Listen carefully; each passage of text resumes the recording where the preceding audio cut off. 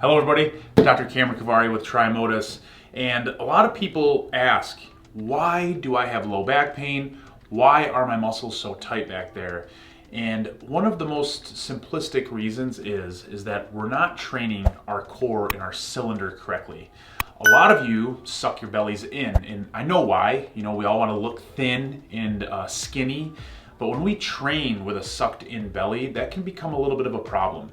And the reason why is that when we suck in, we tighten up all these muscles, and then when you train, we're gonna see that those muscles stay tight.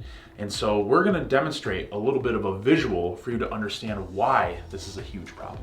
All right, so the big thing about the core and why the core is so important in low back pain and low back tension is that we need to fill up our belly. We need to fill it up full of pressure. And the reason why is the diaphragm is the only thing that can stabilize that front part of the spine. And so when we use the diaphragm, we're actually fulfilling that belly full of pressure and we're pushing the belly out. So this is our demonstration to show you what this looks like. So this is gonna be the pressure. Now Nicola here is gonna be the spine. And so what happens is that I'm gonna be the front part. So I'm the front part of the six pack basically, and all the oblique muscles and the side muscles.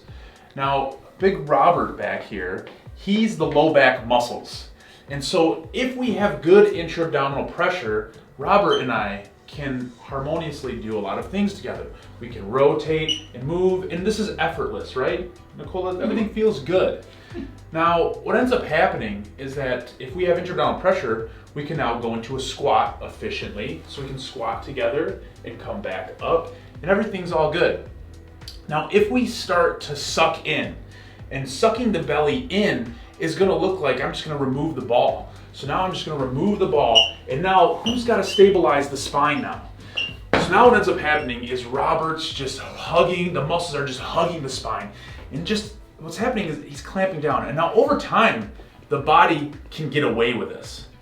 But the problem, if this happens over years, decades, what ends up happening is like Nicola, the spine, is gonna become irritated.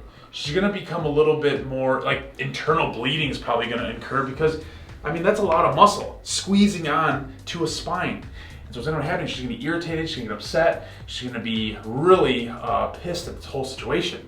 And so what's gonna end up happening is she's gonna be painful.